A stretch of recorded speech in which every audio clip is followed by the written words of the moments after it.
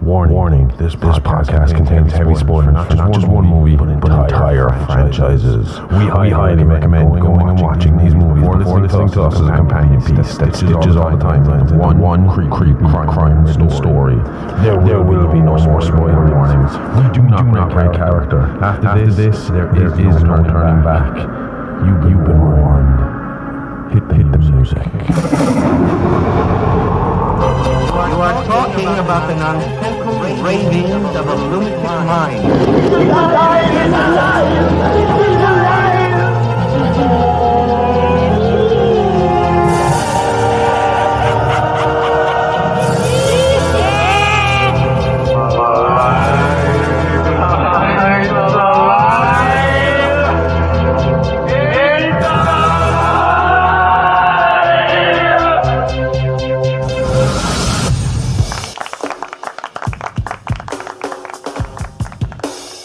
Freaks and fiends, and welcome to It's Alive podcast. This is a true crime, paranormal, interstellar podcast covering unbelievable stories that sound like they were ripped straight from the pages of a Hollywood script. I'm your host, the outlaw, Dr. HR, smoking steam THC, and with me, as always, is my very own scream queen, the perfect combination of beauty and brains, the bride of smoking steam, the India heart, the expert, the guts and gore, the gorgeous, the sexy Amy Rose. Hi. We're 2 years into this. Mm-hmm. And because you told me I used to do that intro too quick for people to understand, now I find myself speeding up, slow down, speed up, slow down, speed up, slow down. I have to keep reminding myself to go slow. Yeah, I think just for other people listening, if they weren't able to understand like the first 2 minutes of the podcast. It's episode 92, if they don't know at this point. More people coming in, new listeners, if this was their first episode and they heard you go 90 at the start. It's just...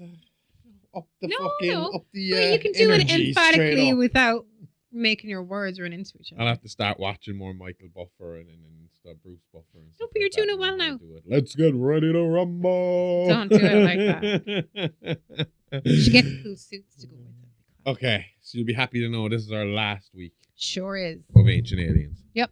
Or aliens in general, for now. For a while. For now.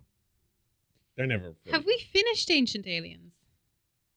Ancient Aliens Origins, it's their new show. They have 2 seasons, and the second season finished in December, so we have another year before they come back again. Okay, cool. So you got at least another year before I start watching more documentaries about it. I liked them. They were interesting. I liked giving out to the TV a lot. Well, little hint of what's to come on Celebrity Rap Sheet, because that's back come next week. Mm. And so the documentaries we will be watching in the next few days will include Judas Priest and some subliminal messaging. Oh, I've seen some of those documentaries. The Tupac and Biggie beef. No, I haven't seen that one. I know plenty about it though. I just haven't seen any documentaries on it. We'll be talking about the lead vocalist from NME.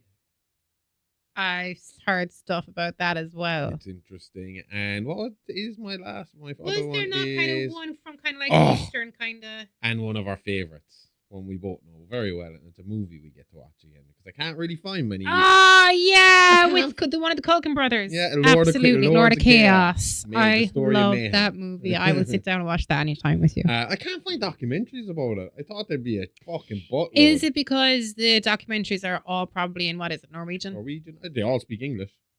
They do, yeah. But if you're making Varg, the main offender, is currently on YouTube spouting his racist He's out views. now. Oh, yeah. They're very lax about fucking do you ever see their cells over there? Yeah, it's like what I used to live in student accommodation. I was going to say it's like much. cheap hotels that we have stayed in. Yeah. Some of them better than cheap hotels we stayed in. Well, I do wonder love what that the food Lord is like. Story. Do you know, funny enough, I remember reading about this in the early 2000s. Obviously, it must have happened before that. I can't remember when it happened off the top of my head. But I remember picking up, because I used to get Metal Hammer monthly. Okay. Every month I pick up Metal Hammer. And there was an article about it in Metal Hammer, and I remember reading about it and being like, this is some wild shit in Norway. Huh? But that's coming up on Celebrity Rap Sheet on Patreon coming next week. I think we're starting off next week with the Judas Priest and Subliminal Messaging. I'm back on with you for these ones. Yeah, not back on you. Yeah. On with you. Okay, cool. Why, were you not in? No, there was a few. You're thinking of the wrestling one. No, I you're tried to right. do Rest of the Yeah, Time. I sorry. wasn't feeling it, so I switched You and started a new switched, show and then called Celebrity yeah, Rap I was Sheet. pretty sure I was here for all of OJ. I was. Yeah. Yeah. It was just a really shit, boring fucking No, version of it. no, That it's season fine. stunk. It's because there's a lot in the OJ. And no, it wasn't even just that. It was I had so much on. It was coming up to Christmas. I was trying to get like fucking multiple scripts written so we could do multiple recordings, Yeah. so we could just kick our feet up for Christmas and do nothing. And so when it came to OJ, I was really just phoning it in and just dumping, like picking up fucking information and dumping it in, which is stupid for a story I knew already. Because when we got I was about to say we got look. We because were able to episode talk 3 freely. was good. Yeah. We because know I so was much able about because that. I knew so much about that section of the fucking story, the trial and the crime and all that. So I was up for that one. Everything else just kind of, I'll even admit it. My second season of Celebrity Rap Sheet was not my best work. I enjoyed it. This next season, it'll be solid. I'm prepared. I'm ready. And I love the subjects we are talking Yeah, about. no, they're interesting. In fairness. Anyway, back to aliens. So we got to crack on with this. I got more work to do. Because Look at you all coy about it. I got more work to do. Okay, all right. If you check out Horrorverse headlines last week, you would have saw me talking to Owen Llewellyn about the R.I.P. Man, a new indie movie that is just been released. And this week on Horrorverse headlines, I am following up with a second interview with Beyond Mishumi, Look at writer you. and director, and the main actor as well in the movie who plays Kate, who is Fantastic shit. yeah, Karina Jane, very good. Mm-hmm. I'll be talking to them, and that'll be on the Horrorverse headlines this week. So I'm starting to build up a little thing of interviews I'll be at here. the door pressing my ear up against your eavesdropping. But I got to talk to them in like 2 hours' time, so we So got to get let's cracking go. with this story of Okay. poor old Michelle and what happens to her. So last week on It's Alive, we traced the story of Teddy Gatz from a grieving son to an obsessed investigator. And we saw how a cluster of explained illnesses near Michelle Fuller's company first drew his attention, how he descended into ancient alien theory, and the horrifying discoveries he made along the way. Discoveries that led to 6 people disappearing, and they were victims that no one noticed. Tonight, we continue the story and we explore how Teddy's beliefs metastasized into full-blown action, how he pulled his cousin Don into the fold, and how his obsession reached the point of abduction, dissection, and a confrontation with a woman he came to believe was not human at all. I feel bad for Don.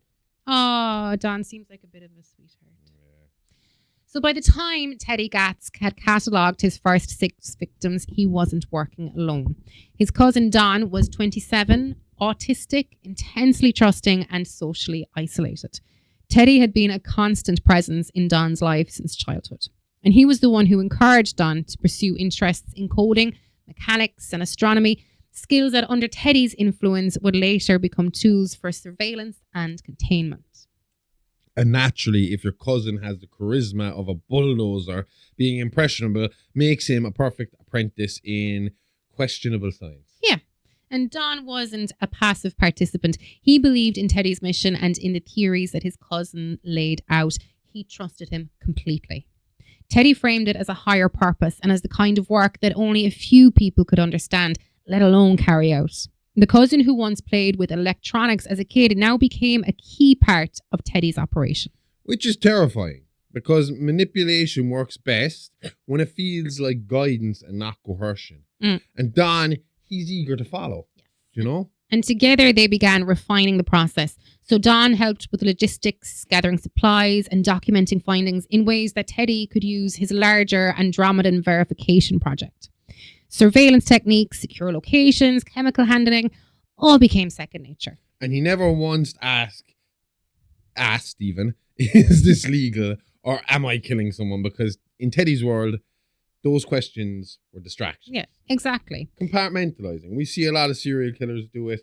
They're able to, again, we talk about him so often now, feels like he's a friend.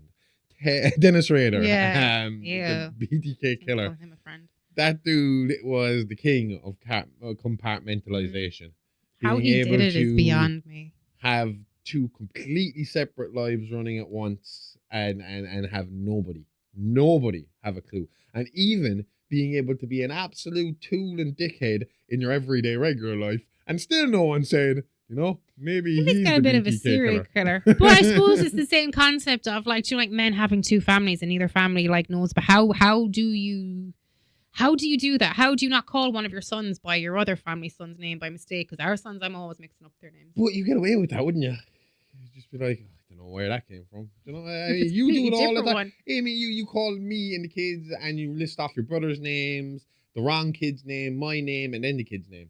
And then, Yeah, but that's right. And my mother used to do the can exact same understand that thing. because it's family. But if you have a name that isn't anywhere in your family and decide you call one of your sons that name, it's like, where's that Riley, name? Josh, Paul. Who the fuck is Paul? Nothing. In fairness, it's kind of harder for a woman to hide the second family. Oh, yeah. So for Don, following Teddy also gave him structure and purpose, which is part of what made the partnership so insidious. He wasn't just a helper, he was a believer, molded carefully by a cousin who had already crossed the line into darkness. It's the perfect storm. Mm. Grief plus genius plus obsession. Now multiplied by trust. Yep.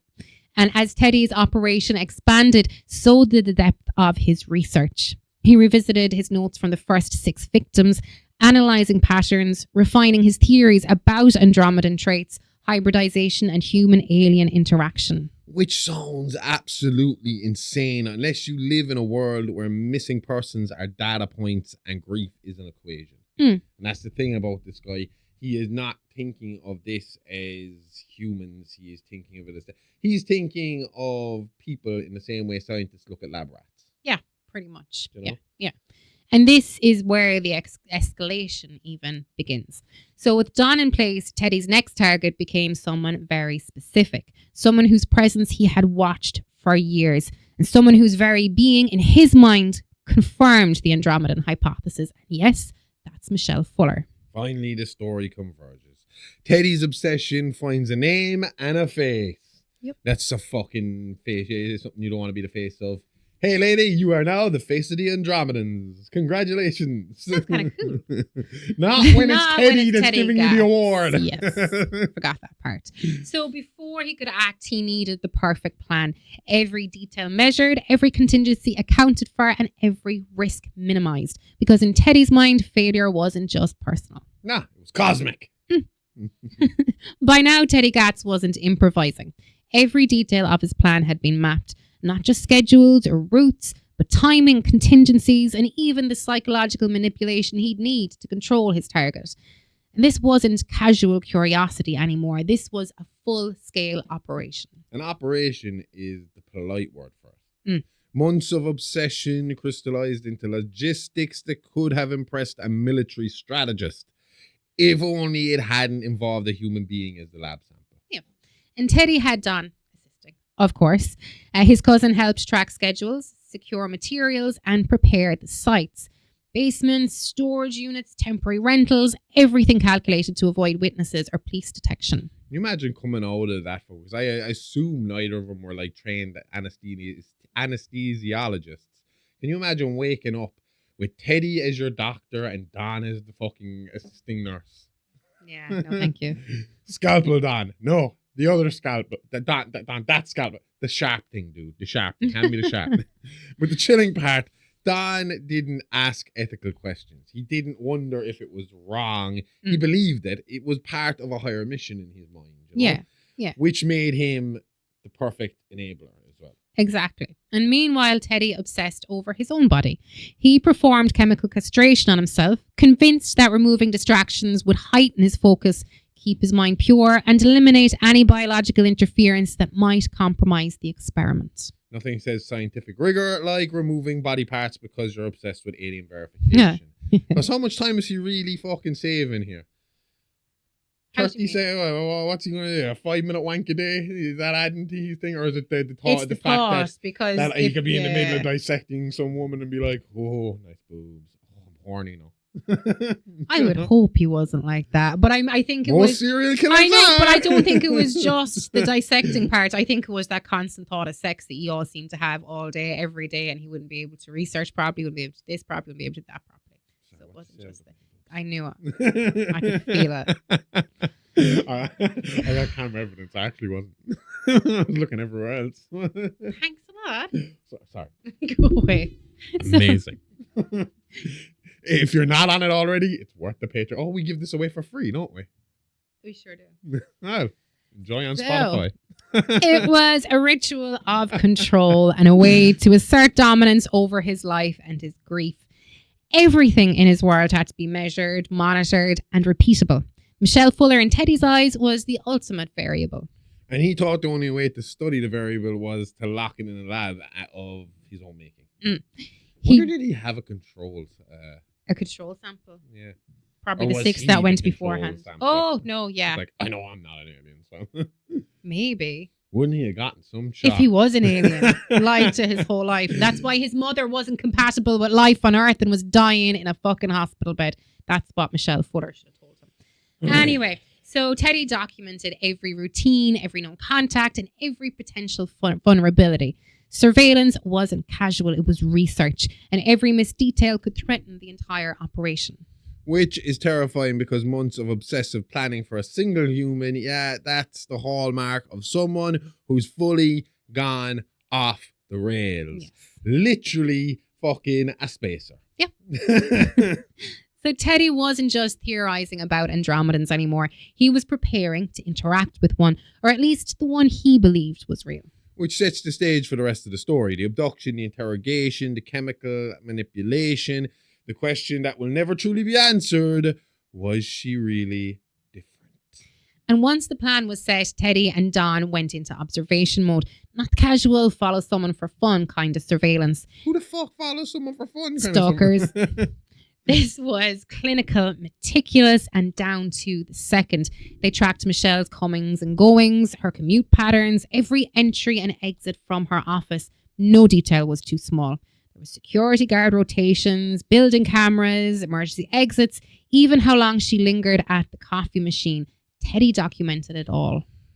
Every time we cover people like this, I can't help but think of all the other jobs they'd be really, really good at. Private Outside of serial investigator for killing. Teddy. I mean, there was a reason why they took some of the fucking Nazi scientists over to America and said, yeah, they're fine. Nuremberg, Green fuck card. it, leave them here. And, you know, 'cause Yeah. they were good at their jobs. This guy, yeah, like you said, seems like he would have been a pretty fucking handy It's a fucking... pity the Nazi feeling has seemed Investigator. to trickle down over the generations, though. Yeah. Like ice melting. You're so funny. Anyway, of course, all this documenting and watching, it sounds boring until you remember he's cataloging a human being like she's a lab experiment. And yes, that makes it scary.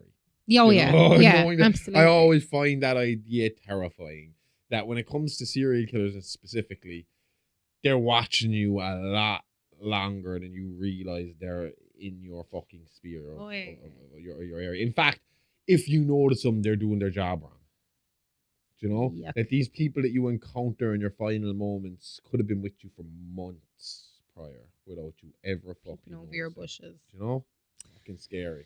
So Don handled logistics and timing, ensuring that they could move without detections, deliveries, temporary storage sites, and materials. And he made Teddy's obsession executable. The nightmare part. Don thought he was helping science or history, not committing a kidnapping. And Teddy's obsession didn't stop at observation. He started mapping Michelle's interactions with her colleagues, her security protocols, and even her personal habits. Everything was logged in his notebooks, cross-referenced and compared against his Andromedan research criteria. And of course, once you think someone is alien, every quirk becomes evidence. She drinks coffee at 9:12 instead of 9:10. Proof. She blinked too slow in fluorescent lights. Hybrid alert. But see, I think as well what drew him to her was the fact that she seemed to, like, from what I've read, she was one of these billionaires who are trying to do this anti-aging fucking thing. I've heard of other billionaires that do the exact same thing where they take fistful of vitamins every day and follow these really strict procedures to keep them looking young. So this woman was in her fucking late 40s and looked like she was in her early 30s, you know? That's the goal, though. I'm all But- for being an Andromedan if that's going to be the outcome. But no, she did put in the work. Like Oh. assistants would say, like that. You know, this woman was up before the fucking sun to run on her fucking treadmill, to what are those light masks you use on your faces? They're red light therapy. They're I think what it does is it promotes the production of collagen, which like gets rid of your wrinkles and you don't get as many wrinkles. She used to spend time on that. Every vitamin, every supplement you could think of, and meals were fucking prepped to detailed prepped, like, you know, for a maximum amount of what every nutrient needed for that day, you know, to I don't think I keep could your run body my running meals like to schedule. Well, she's treating her body like a machine. Yeah. You know? Yeah. And you'd see a lot of people who are into bodybuilding or into physiques or into anti-aging ideas like that. They look at their body like a machine, and food is just fuel. Yeah. It's just fuel to keep you moving. How much of this do I need to work at peak ability, you know, across the board? And that's the way she lived. So, yeah. Okay. So Teddy even tested her routines at any deliberate deviations, waiting for reactions, and everything analysed for patterns that might indicate non-human traits. Which is a polite way of saying the guy was training for a human hunt with spreadsheets. Teddy catalogued every interaction, but his obsession also fed into his self-justification.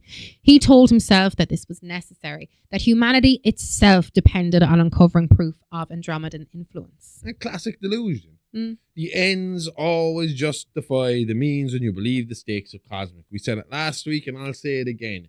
You can prove a conspiracy theory right, but you can't prove them wrong. It's impossible. Yep.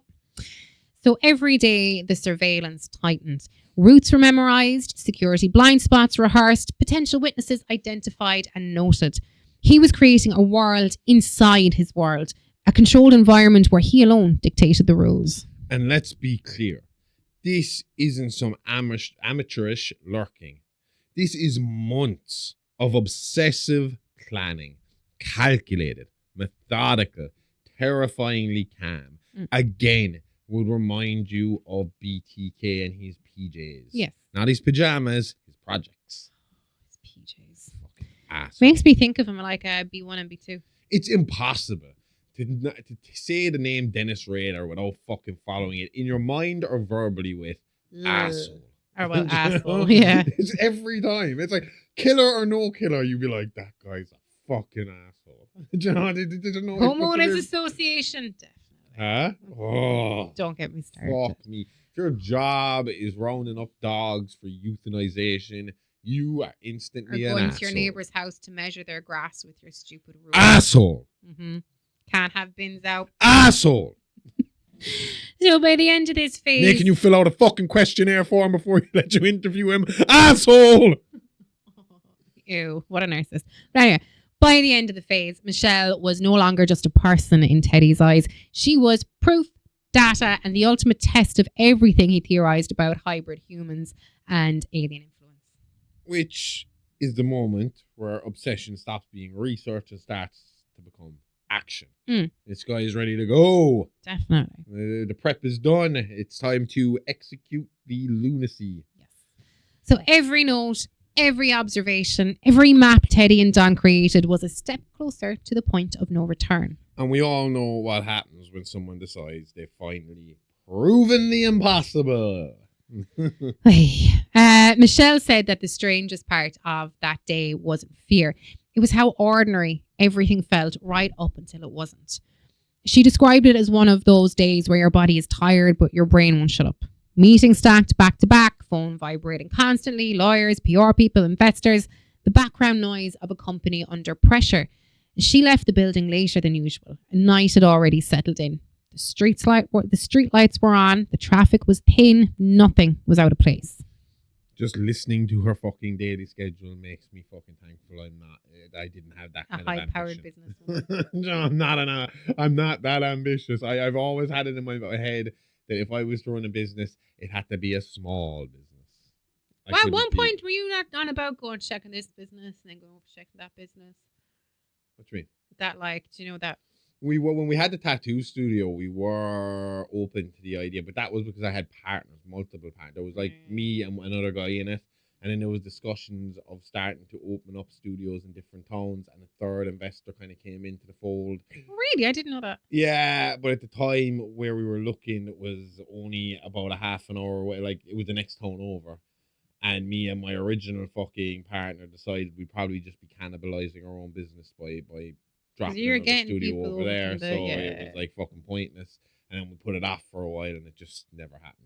Okay. I actually ended up buying the other guy out and running the business myself for a while. Yeah. But so these stories always start the same. It's not what you think. It's not like in the movies. There's no thunder, no warning music. It's just fucking Tuesday. Yeah. You know, it's just a regular ass day. Exactly. And Michelle said that she had noticed a car idling longer than it should have. Not alarming. It was just there. And she remembers thinking about emails she hadn't answered and about how she'd skipped dinner again. That's the last clear thought that she remembers having before it happened. And she said the first sensation wasn't pain. It was confusion, pressure on her arms, and something sharp in her neck. The sound of her own keys hitting the pavement. And just like that, your life splits in two, before and after. Yes. When she woke up, she was cold. There was concrete beneath her back and the air smelled wrong. Chemical, metallic. She couldn't move her wrists or ankles. And then a voice spoke. Not shouting, not threatening, calm. And he knew her name. Which is when terror really kicks in, isn't it? Mm. Because random violence doesn't introduce itself. Exactly. And if You somebody knew my name, that's to me. I is the used worst to part. find that unsettling when I worked in a shop and wore a name tag. That used to always catch me off guard. I hated when customers did it. Because obviously my name tag's on, you can see my name. And then someone will come up and they'd be like, "Well, hi Josh, how are you today?" Yeah, and then I'd remember, have to I'd kind of get rattled and I'd be like, "Shit, do I know this person? I don't recognize this person. How do I know this person?" And then they'd leave and I'd be like, "I don't have no idea who that is. They know my name." And whoever was working would be like, "You're wearing a name tag, man." I just never It was wore my like, name tag. "Oh, yeah." I forgot about that. That's probably how they know my name. So Teddy told her that she was safe. He said that he was sorry for her discomfort and that the sedation dosage had been difficult to calculate. And Michelle said that's when she realized something important. This wasn't a kidnapping driven by rage. This was preparation. Nothing scarier than someone who's rehearsed your suffering. Yeah. But I don't know, if you're in that situation and you realize the person is methodical and not rage driven, do you start to feel a little bit better realizing instantly I'm not here to be raped and murdered? No, Or do you because I think, think I'm "Oh, here to holy be shit." murdered slowly because he has a plan. Okay, yeah, that's true. That would be what's going through my head. To be honest. Which is worse, rape and murder or slow murder? They're both as You bad take as the rape other, out of the really. situation, I mean, at least you don't gotta fuck Teddy Yeah. Gatz. But then again, rape is a type of torture. Like, It's true. do you know? Oh, no, yeah, 100% true. Yeah. So she described Teddy as composed and soft-spoken, almost reverent. He didn't pace and he didn't rant. He sat and explained, and he told her he believed she wasn't human, not fully, that she was Andromedan or descended from them, placed here as part of a long-term experiment. Michelle said she didn't scream, but she listened. Because survival instincts aren't loud, they're quiet and calculating. Yeah. And this would make sense as well, because if you were listening to us last week and we were talking about how Teddy believes out of the 6 people he kidnapped, abducted, and dissected, 2 of them were descendants of Andromedans. Not straight up Andromedans, but descendants of Andromedans. And those people themselves who came to him willingly, those 6 victims, believed themselves to be of Andromedan descent. They didn't think they were straight up, we came from space and came down here to fucking follow you, and that we have a past in Serpo or wherever the fucking Andromedans are hanging out at the time. Yeah. This is a case of, oh, no. Thousands of years ago when the Anunnaki arrived, or what you call the Anunnaki, they were really the Andromedans. They seeded you, and I am from that line. You know, that kind of bullshit. So to him, catching Michelle, that's his first thought, is like, well, this is someone with Andromedan DNA. Not a someone straight who up Andromedan. specifically is full-blown, full-blood Andromedan. Yeah. So, But, so let's go. all right. Teddy spoke about ancient resets, the flood myths, failed versions of humanity, and he talked about watching her for years, about patterns she didn't know she had, and he asked her questions about memory gaps, about pain tolerance, dreams of places she didn't recognize. And Michelle realized something else. He wasn't asking to trap her. He was asking to be validated. That's the pivot. That's when the captive becomes a negotiator. Now, if you are hearing us say stuff like flood myths, failed versions of humanities, ancient resets, and you have no idea what we're talking about, I'm sure we talked a little bit about it last week on the show. We did. But we get in depth with it over the last 3 weeks on It's Alive action. 2 of which are free right now to listen on audio on Patreon.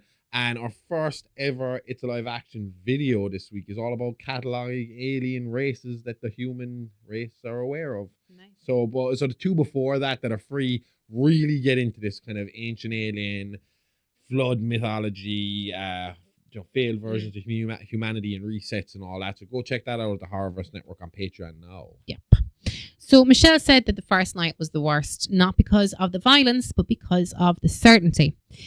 Teddy never once questioned his belief. He never asked if she was an Andromedan, only how much she remembered. Michelle said she answered carefully, vaguely, and she mirrored his language and let him fill in the gaps, and it worked. Because when someone wants confirmation, silence is more powerful than denial. Oh yeah, they believe you're accepting it. But she is so fucking... I mean, you can see how she got to the position she got to in life just off of how she deals with the situation. Because at this point, most regular people would be screaming and begging and crying. And this woman is cold as ice, sitting there and just fucking responding to the shit. Mirroring language, yeah. She's listening and learning and trying to adapt to the situation she's in. Which I suppose to be it's a like high a power business negotiation. Person, you need to be able to do the exact same thing. Exactly. I mean, from what she said, at one point in their first conversation when Teddy shut things down, all she could think to say was, what was it again? Can we have a dialogue? Can we have a dialogue? Yeah, can we have a dialogue and about she this? said it was just something she understood from business negotiating. When things start to break down, it's like, let's turn this into a dialogue. Not an argument, a dialogue. And that she was almost desperately asking for this as she kind of realized the severity of the situation she was in. Yeah. So over the following days, Teddy grew more comfortable and he talked about his mother, Sandy, and her illness. Doctors who didn't understand what they were seeing, and Michelle saw her opening. She noticed how Teddy's voice changed when he spoke about Sandy and how his certainty cracked just slightly around that subject. She asked questions, gentle questions, and she learned everything she needed to know. And that's when the chessboard flips. So Michelle testified that she remembered that she had antifreeze in her car and she knew what it did. So she also knew that Teddy didn't.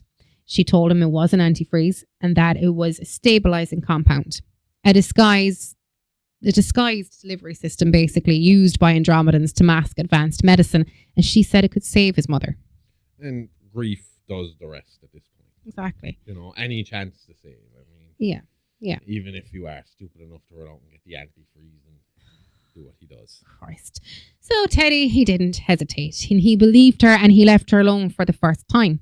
And Michelle sat there, bound, knowing she had just handed a man a lie powerful enough to kill someone and that it might be the only thing keeping her alive. That's the moment this stops being about aliens, isn't it? That's the moment it becomes about what people will do to survive. Exactly. We all have that survival instinct, and it kind of sets in and kind of tells us what we're willing to do or even what we're willing to let happen to escape the situation we're in ourselves. Exactly.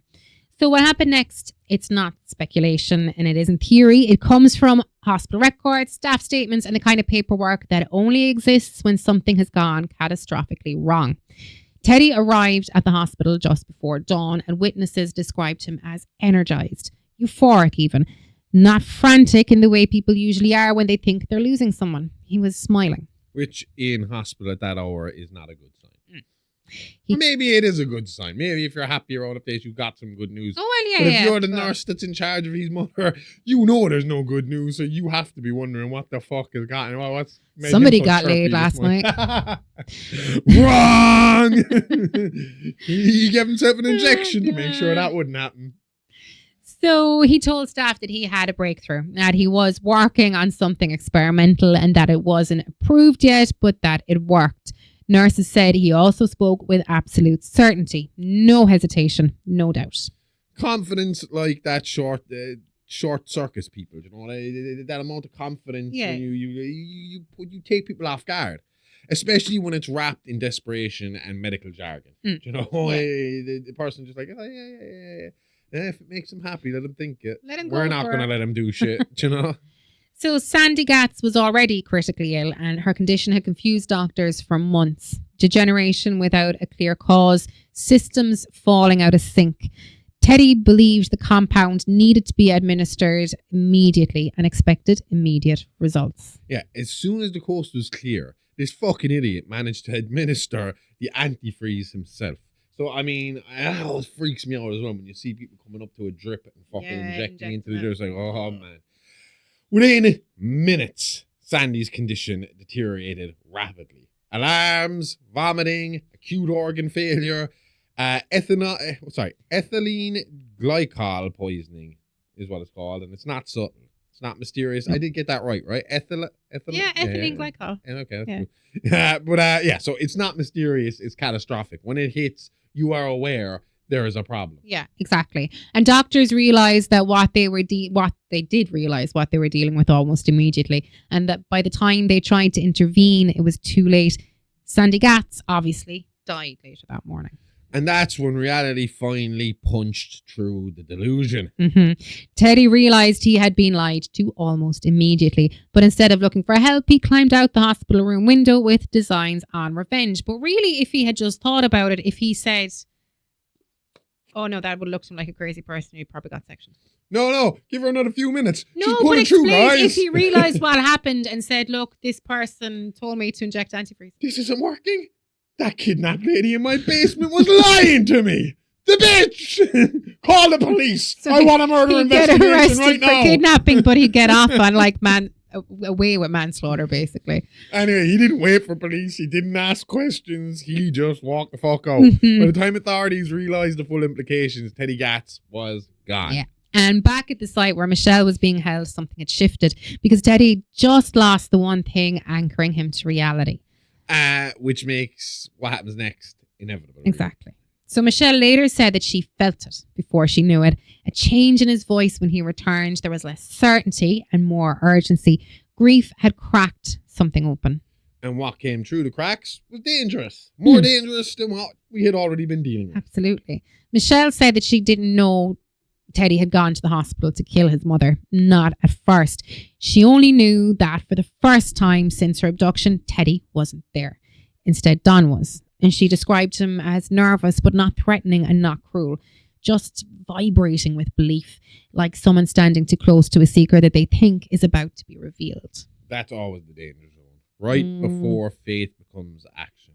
And just as a little side note, I'm never, ever going to be able to say the words danger zone again without picturing Stuart from Mad TV saying, stay away from my danger zone. He's so funny and kind of cute. He's funny. So Don told Michelle that Teddy had gone to help his mother ascend, basically. And that word mattered to him. Ascend. Not heal, not survive. Ascend. Michelle said that's when she realised Don didn't see death the way Teddy did. To Don, death wasn't failure, it was transition. It's cult logic 101. The body is just packaging. That it is. And Don talked freely. Teddy trusted him to stay on script. But he told Michelle that Andromedans didn't travel physically the way humans imagined, that the body was just temporary, that it was disposable. And he said Teddy had explained that to reach the Andromedan ship, some people would have to leave their human bodies behind. This part pisses me off a little bit, right? Because we know the ending already. You and me right here, we know how this all plays out, which means Teddy didn't or maybe he did, and maybe that's why he did what he did at the very, very, very, very end. But clearly Teddy had indoctrinated Don with the whole Marshall Applewhite bullshit. Yeah. The whole, back when Marshall Applewhite was the leader of, was it Heaven's Gate? Heaven's Gate. And they believed that when Halley's Comet was passing by, that it was actually, it was a ship or it was hiding a ship behind it. so that the humans wouldn't see it. And because they were believers, they would ascend up into this ship by Halley's Comet. And that both the bodies had to stay behind. So there was actually two leaders of that cult to start with. Yeah. I can't remember the woman's name, No. but she died of cancer. And when she died of cancer, he told them all that they had that she had ascended first. And then he was also in like the chemical castration idea also comes from Applewhite and Heaven's Gate because they were all chemically castrated as well, all under Applewhite's fucking orders, which is a bit of a jump for a cult because ordinarily these religious cults go with not so much we're going to chemically castrate you, but your wife is now my wife, your wife is now my wife, your wife is now my wife. Let's throw in the daughters as well. She's all right. She can be my girlfriend. Oh, daughters? You got daughters? Let me see your daughters. She's 6 years old. She'll do. She's my wife. And, you know, and that's kind of where cults usually end up going into the criminal aspect. And when the police start paying attention is when the leader of the cult suddenly becomes amorous for everybody, husband to everybody, and all the men become cocks to this man. And that's it. And that's where it stops, you know. And that's usually when the police are like, oh, there could be some child abuse going on here. We better go have a look. But you couldn't get that with poor old Marshall. But that's it. And that's it. Applewhite Marshall was... I know I keep asking these questions. I keep forgetting. Is asexual the one where they don't like anything? No, it's not that they don't like it. You can still love somebody, but they're not sexually attracted to anything. Yeah, you don't have that sexual urge. Because there is there's a few beliefs with Applewhite. It's rather that he was gay and unwilling to come out because of the time period we were living in. He was asexual, and that his relationship with the woman involved with this cult whose name I can't... All I can remember is they used to call each other Bo and Peep. And that annoys me just as fucking much.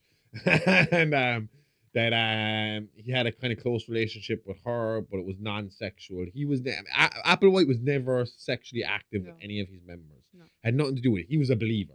He thought I think he really believed himself. Like, I don't think it was a thing that he was feeding his bullshit. Huh? If they're up there. Yeah, we die and we flash into this fucking ship and there's Marshall Applewhite going, hi guys. I could believe it if they were on about, maybe kind of believe it if they were going on about going into a different universe. But I mean, you have this body in this universe. I'd rather his version than the South Park version and head up there and find out it's nothing but Mormons.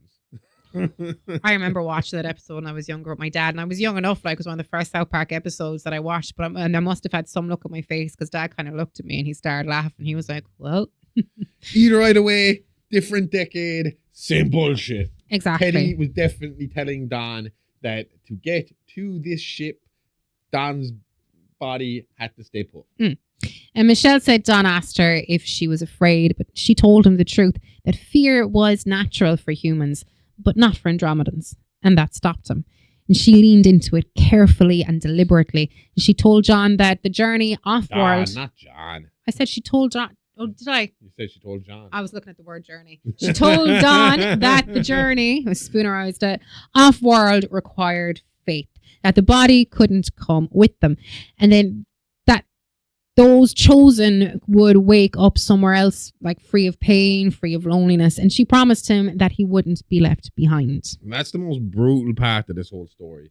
Because Don was an introvert. He was very much alone. He was, on top of being autistic, he was shy, overweight, and very close to incel levels of hygiene. And he had also allowed Teddy to chemically castrate him. So he had kind of grown up in a world that had been cruel to him. Yeah. Because again, we got to remember the time period Don grew up was similar to the time period we grew up, when things were a lot more freer. Words were thrown around a lot more freer, you know? Yeah, I know, but do you know what I mean? Like the diagnosing autism was and all that, you know, like... at this point, I suppose, this only happened a few years ago, so he probably would have been there at that point. But what I'm saying is when it came to kids and even fucking adults back in like the 90s and stuff like that, words like retard were common. Yeah. Right? Handicapped in a bad way, not in a you're missing a limb way, in a your brain doesn't work right. Slow, mongoloid. I mean, there's a fucking range. Mongoloid is the one that really I hate. Yeah, I was actually a little disappointed when I started to hear comedians using the retarded word again. It was like, Are they? It's are not we really. going back to that? Can you read? Especially when that's something that someone can't control. You No. know? Yeah, you don't need to be throwing that around. I hate these insults, these kind of low hanging fruit of someone's sexuality, their color, or their fucking Or just mental using it for abilities. shock value. You know, you're That's going the after word. something that is completely uncontrollable. Yeah, you know? exactly. Michelle said that she hated herself in that moment, but that she understood the stakes, and Don believed her, and he told her that he was ready. He told her Teddy would understand once it was done. And then while Teddy was standing in a hospital corridor watching his mother die, Don Gatz took his own life. Because he thought he was boarding a ship via shotgun shell to the head. When you say it like that. No, Tickets, please. but Josh. Oh, Kurt Cobain, what are you doing here? By the time Teddy returned, the house was silent. Michelle said that she heard his footsteps stop. Then a sound she never forgot. Not a scream, a collapse. That's the moment everything breaks. Teddy found Don's body. I cannot get... John the dog, huh? I said Dodd, not Don. Sounded like dog. No. Poor Teddy dog. found Don's body and understood only one thing, that the timeline was accelerating. And Michelle said he came to her afterward, eyes wild but focused and desperate for meaning, for order.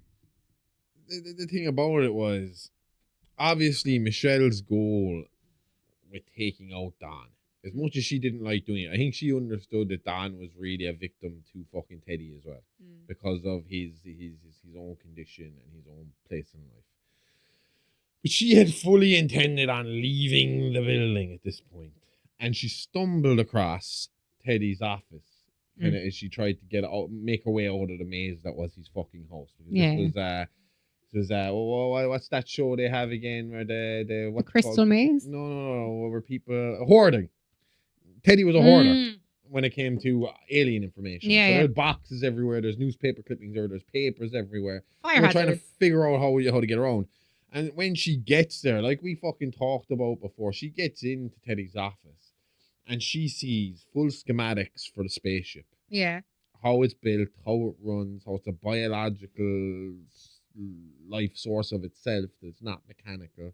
He has, like we discussed last week, he has side-by-side x-rays and pictures and measurements and just numbers all over the place, showing the difference between the Andromedan bodies he found and the human bodies he worked on. Yeah. He's got, basically, I mean, if Teddy was right, everything you need for the documentary, the book, the movie was all in this room ready to be fucking catalogued and placed in order to make a great narrative. Only he'd done it ethically. Well, and this is where kind of conspiracy theorists jump back on board with the whole story and are like, Michelle Fuller wasn't Andromedan, because it was, well, just because she found that shit, why did she stick around?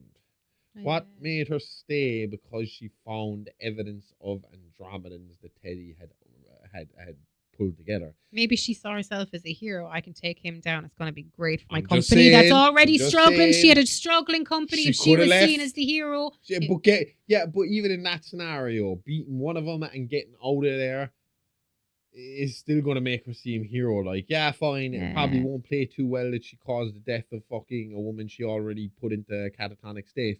But she'd still be enough of a hero. And considering the fact that she fucks off at the end of the story anyway and leaves. Spoilers, you might as well just end the episode now. I mean, anyone that knows the conspiracy theory knows what we're talking about. And we will be getting to that soon enough anyway. But I mean, there was just questions asked on message boards as to why this woman decided to stick around after she had the chance to leave just because she found this information. Was there something there I can understand that Michelle Fuller did not want the public to find? To know. Was there something she needed to hide? Was there something there that offended her? Was there something there that pissed her off? Like the fact that maybe those two people that Teddy claimed were Andromedans out of the 6 were Andromedans, and she just saw 2 of her own people were fucking hacked up for this guy's research, and that pissed her fucking right off. True. That's what conspiracy theorists talk about online these days. Okay. So Michelle knew what she had to do. She told him the truth that he wanted. And she told Teddy she wasn't just Andromedan. She told him she was royalty. And that Don had gone ahead as a guide. And that Sandy had ascended too. And that this was always how it was supposed to happen. She didn't just survive him, she outbelieved him. Well, Michelle said she claimed the transport device was hidden in her office, disguised and protected. And she told Teddy the window was closing, that Earth was unstable. That if he wanted to come with her, that they had to leave now. And Teddy believed her, because at that point, belief was pretty much all he had left. And that's how the end game begins. Not with a struggle, but with an agreement. Now, the only thing is, I don't know. I mean, I would say putting information together and analysing stuff and getting statistics, Teddy's probably smarter than me at that sort of stuff. But when it comes to pure logic, I have Teddy beat. Because I turn around and say, why the fuck were my mother and Don able to leave from the rooms they were in, but you and I have to go to your office to do it? Why can't I take that shotgun, put a hole in your head and my head, and we just be done with it? Because they want to keep their butt. Yeah, that's true. You Because know? he needs everything written down on paper. He's obviously book smart, but not street. I would say with everything that was going on at the time, he probably wasn't. Well, yeah, he just lost his mom. He just lost his cousin. And I just make sure that this is still in here somewhere. I'm almost certain I added it. Where the fuck did I add that? So I might as well mention it now. I was going to mention it later. Over the course of this story, whenever Teddy left the house, he had been bumping into his local police officer who was a friend of his. The man's name was... Sorry, I should have put this a little further up. Casey Boyd. Okay. Casey Boyd had been a friend of Teddy's. But after Sandy got sick and Teddy fell down the rabbit hole a little too hard, Casey distanced himself, being an officer of the law. Kind of have to for your job. You kind of wanted to distance himself from the local nut. And he had started to feel bad about it because he could see that Teddy was very isolated. Okay. And over the period of what was going on with Michelle, this just happened to coincide with a time when Casey was trying to make attempts to get back into Teddy's life to see was he okay. He felt bad. He wanted to see was his friend doing okay. And to the point where he became a seventh victim. He was on the property when Teddy returned from the hospital. He hadn't gotten the alert yet. He hadn't got the bolo, the be on the lookout yet, saying that they were looking for Teddy Gatz for the murder of his mother. But he did receive some information while he was currently with Teddy. Okay. Teddy, realizing we're all in now, killed Casey Boyd on his property and left the body where it was lying in the garden and went in to take care of the shit with Michelle. So, I mean, his brain has got to be flustered. Yeah. He's just, outside of the 6 people that he has killed for research purposes, he's just accidentally murdered his mother, and he has just killed the police officer. So now it is, I have to get off this planet. He's got to get off this planet like For a criminal needs to get over the self-preservation. fucking border to Mexico. Yeah. You know, it's like there's no extradition in the Andromedan area, is there? Yet. That's kind of the way he's looking at it at this point. So probably when she's giving him the story, the brain is probably a bit full and a bit clouded and a bit, oh shit, what have I done? What have I done? This is all fucking gone wrong. We need to do as she says now so we can get the fuck out of here and I can be validated and live the rest of my life happy. Yes. So Michelle said that the most dangerous part of her escape wasn't the lies, it was the walk. She told Teddy that transport device wasn't hidden in his space at all, that it had been close to her work, and close to where the Andromedan systems could mask its activation inside human infrastructure. And she said it was in her office at headquarters. Which is either genius or suicide. We are on 27. I stole your line. Teddy didn't question it. Michelle later said that made sense to her, that Teddy had already positioned himself there and that he worked in the packaging department of her company, which was a job far beneath his qualifications, and it wasn't by accident that he was working there. He wanted proximity, visibility, and control. Yeah, hide in plain sight. And I mean, it's the oldest surveillance trick there is. And if you're going to be following her daily routine, you might as well be getting paid for it. Exactly. They entered the building together, and by then Michelle's disappearance was public. There was posters, internal emails, security alerts. Staff had been told to stay calm, but everybody knew something was wrong. Not like returning to work after being kidnapped and pretending everything's fine. There's nothing like returning to work after being kidnapped and acting like there's nothing. Everybody just staring at you walking through. I thought you were kidnapped. Everything's fine. Everybody go back to I like work. not wearing shoes and being dirty. I picked this haircut all by myself. Lopped a lot of it off. Got an awful allergies as well over the last couple of days because that was something we left out. Yeah. Teddy shaved her head and covered her in allergy cream because he believed that the Andromedan ship would be able to communicate with her through her hair and skin. Yeah. And that by shortening the hair, you were shortening the antenna. And by putting the cream all over her, it would stop them being able to source her location because it would block any beams in and out. Exactly. God, conspiracy theories are fun. Michelle described passing people that she recognized. There was colleagues trying not to stare, security guards stiff with tension, and she said she could feel Teddy's grip tighten every time someone looked at her too long. But she didn't run. She smiled and she nodded, and she acted like someone being escorted by a trusted colleague. Because panic spreads faster than truth. There's no need to get everyone in a hospital worried. This dude could snap, and God only knows what he's going to do. And obviously, she was right because we find out what the guy's backup plan was here in the. She'd probably have a safety face for those kind of situations. So, like, you're not saying anything, but everybody know, right? The expression on her face means that there's trouble. See, I was thinking about that during the week. You were talking about. I don't think it makes a difference that we mention it. We haven't actually applied for it, but applying for traders and going on as a couple, no, obviously they wouldn't know who we were going in. They'd have to find out afterwards, so we'd have to do it before we got famous. But I was like, we'd have to have little fucking signals to each other. Could learn Morse code with our eyes. No, I think simpler stuff like just me fucking checking my watch, clicking on the side so you knew, oh, Josh the trader, or me scratching around my fucking earring or playing with my earring or something like that as being a little fucking hint and stuff like that, you know? Yeah. What would you tell me if you were a trader? Huh? Would you tell me if you were a trader if we weren't there? Team up and fuck these people over. You win the money, man. I'd love to be traders together. But see, that would make it harder. If you were on the other side, fucking helping me influence things, or me on the other side. But then if I was on the other side and the other traders convinced you that I needed to go and you were like, right, maybe they're right and then I have a better chance of winning this money, I don't know if I'd be angry with you or not. I'd convince them against that. I'd work around. You know I'm good at acting.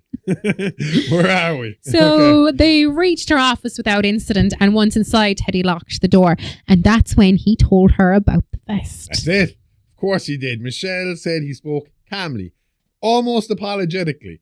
He told her that if extraction failed, if she tried to deceive him, if humans interfered, he would detonate it. Not as revenge, but as a release. That's devotion. And if you don't know what I mean by a vest, I mean suicide vest. Pretty fucking much. TNT all up in here. No, Michelle didn't. Is it TNT or is it syntax now? I have no idea. Michelle It had a bomb on him. Okay. strapped her. Michelle didn't react. She opened her desk drawer and removed a small ornate box. Polished wood. It was kind of like an old-fashioned clasp. And inside this was a calculator, an old calculator with yellowed keys, worn edges. And it had belonged to her father, but she kept it at work for comfort. So kind of like as a grounding object. And she told Teddy it was a clearance device. And this is where the story becomes unreal in the most human way possible. And again, that box, not the calculator, that box has fueled more conspiracy online about Michelle Fuller's fucking real whereabouts than anything else in this story. Okay. The fact that she kept it in a special box, in a special fucking drawer, again, drives alien people mental. Take the box apart and rearrange it and you probably have the Andromedan galaxy. Or you have a Cenobite and you're in real fucking trouble. Oh, well, there's that as well. So what she said was that Andromedan technology didn't look advanced. It looked familiar, innocuous, and kind of disguised. Which makes sense. Oh, it would. Yeah, they don't want to know. Exactly. Yeah. Mm-hmm. She explained that the calculator generated a sequence and a code that aligned with the transport field. And Teddy watched her hands closely as she punched in random numbers and then paused and breathed. Breathed. breath. I don't know. Took a breath. Every second there is borrowed time, though. When some guy's wearing a fucking suicide vest, especially someone who you are not 100% sure of their qualifications when it comes to bomb making, I start getting nervous. Don't let him fall, basically. Don't let him fucking sneeze, man. So, anyway, then she gestured to the office closet, and she told him that inside. She did gestured to the coming and then did a cool gesture routine the whole way up to the Puts out the gesture out of her back pocket. He's like, "This is actually my antenna." I'm juggling. Watch. I'm juggling. Get him, boys! So that's how Teddy Gatz was taken down. She had told Teddy that inside the office closet that this was the chamber, that once the code was entered, the walls would become permeable, and that the ship was already in orbit, waiting for them. A janitor's closet is a gateway to the stars.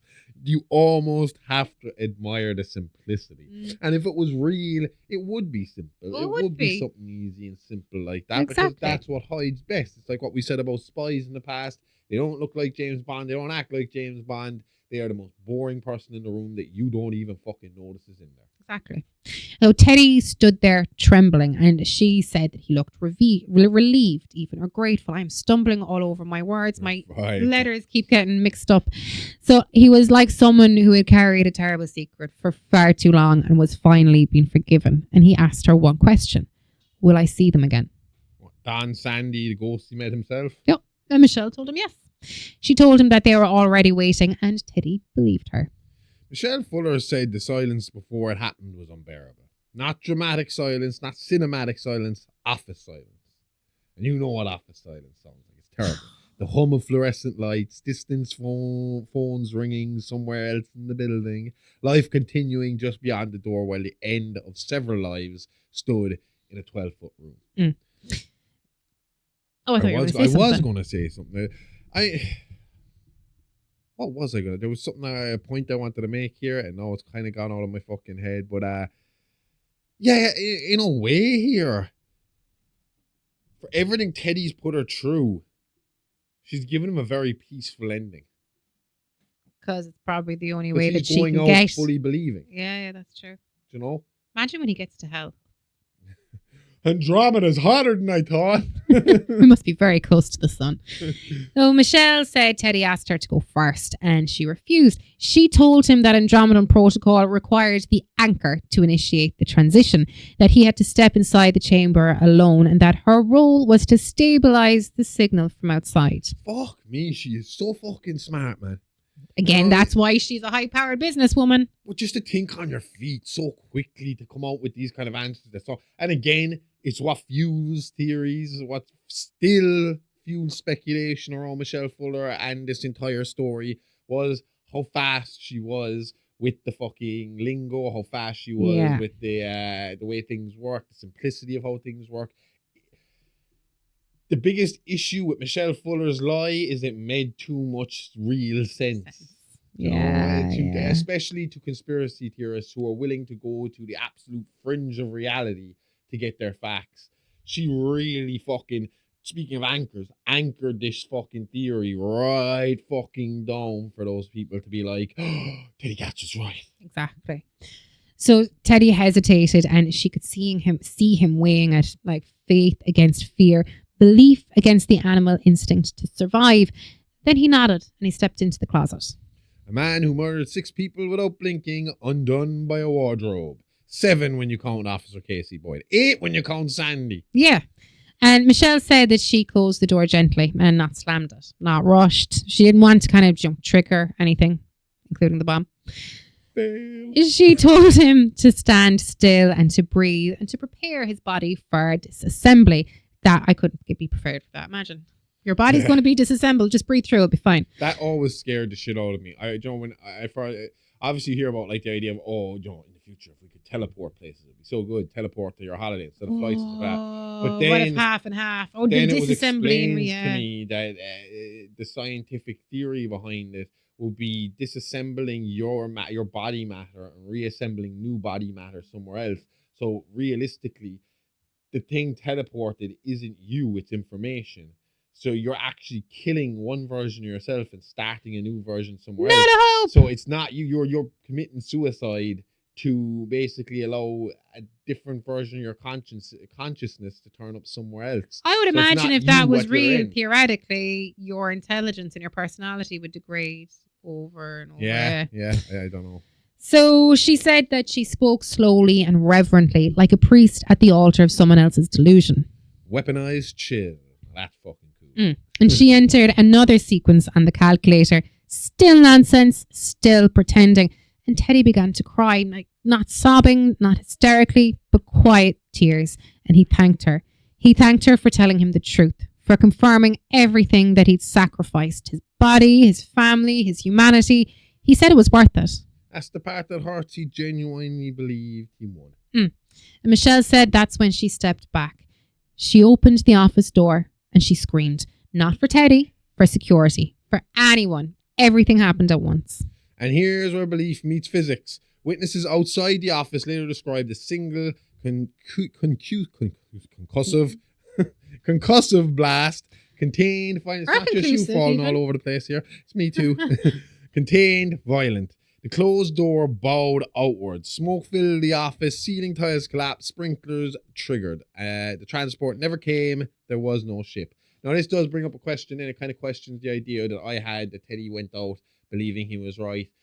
Did he believe he was right, or did he suddenly realize he was lied to when she started screaming out the door and he just detonated the fucking bomb to get out of it? You know, to be like, well, fuck it, we're done now. She's got people coming for me. Might as well go. It's hard so to know. there is a good possibility that Teddy Gatz went out realizing, fuck. Yeah. Crap. Let's just go.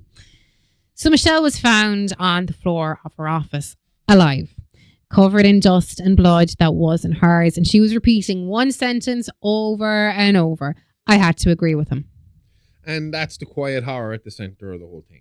Teddy Gatz didn't die thinking he was wrong. He died thinking he was chosen. We think, unless, again, see with conspiracies, it goes off in so many different fucking tangents. I mean, you start at the trunk of the tree and suddenly you're fucking off on this branch, that branch, that branch, that branch, that branch. Confusing Let's just yourself. assume the guy thought he was right and he went out and Yeah. fucking happy as Larry. Exactly. Big and shit. And See mommy and fucking cousin again. No problem. Let's maybe he do it. did.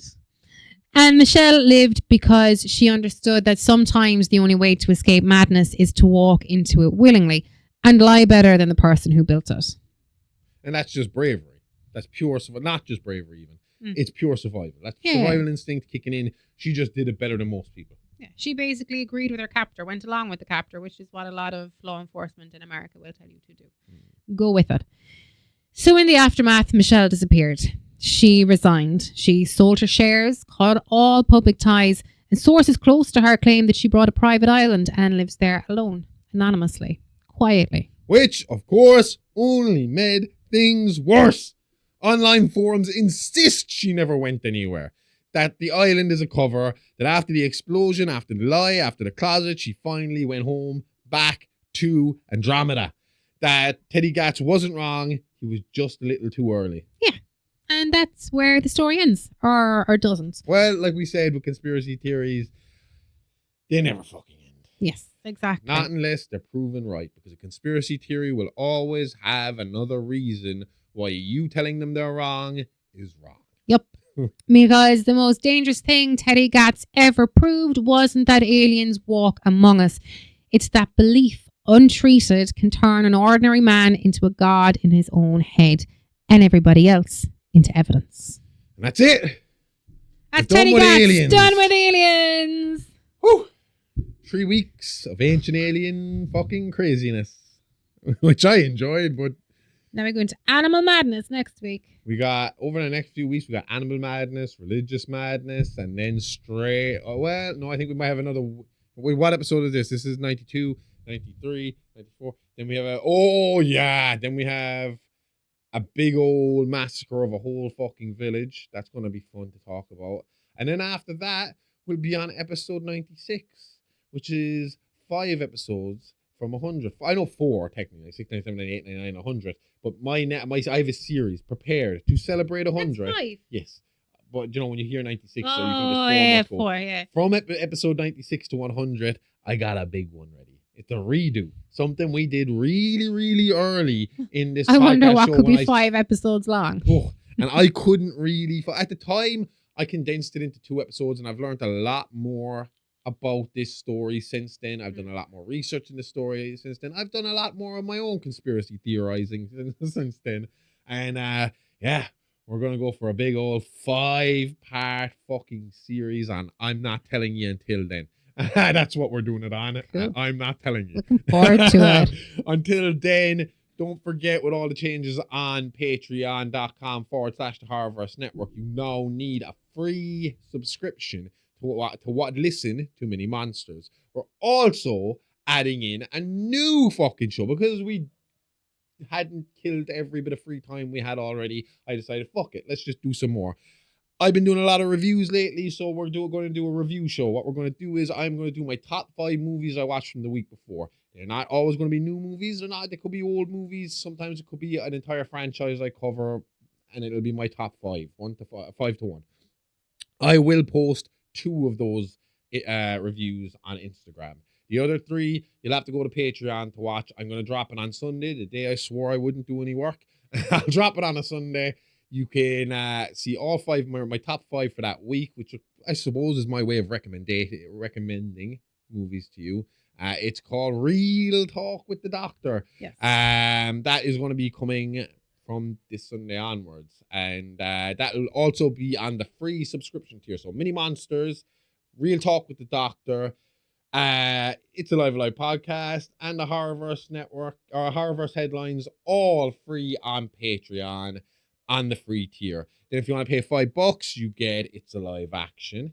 You get Playing with Bones. You get the returning celebrity rap sheet this week.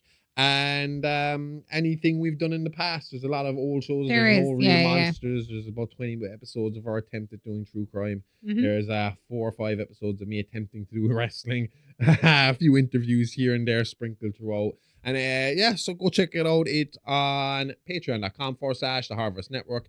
$5 a month, 7-day free trials for you to try it out.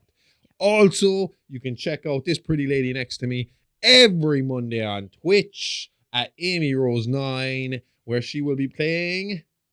What am I? Oh yeah, Assassin's Creed Odyssey this time around.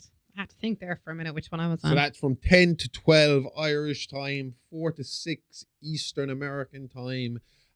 Check it out. It's worth a watch. Very early for the Americans. It's during the day. I'm supposed to be finishing work, eating dinner. Yeah, that's true. So, yeah. Or you might be their home drive. And Stop watching movies or channels when you're driving home from work. So, we are fucking in your face Monday to Sunday every fucking week. You can go check us out on the Horrorverse Network, on Twitch, on Instagram, at a Live Live Pod, TikTok, at a Live Live Pod, and everywhere you listen to podcasts, the audio is paying for It's a Live Alive podcast and the Horrorverse Headline. Ooh, you have anything else before I go into the last lines? Summed it all up. Good. Then we'll be back next week with more tales from the Horrorverse. See you all then. Same Live time, same Horrorverse channel. Okay, love ya. Bye. Hey, lady, love you. Bye-bye.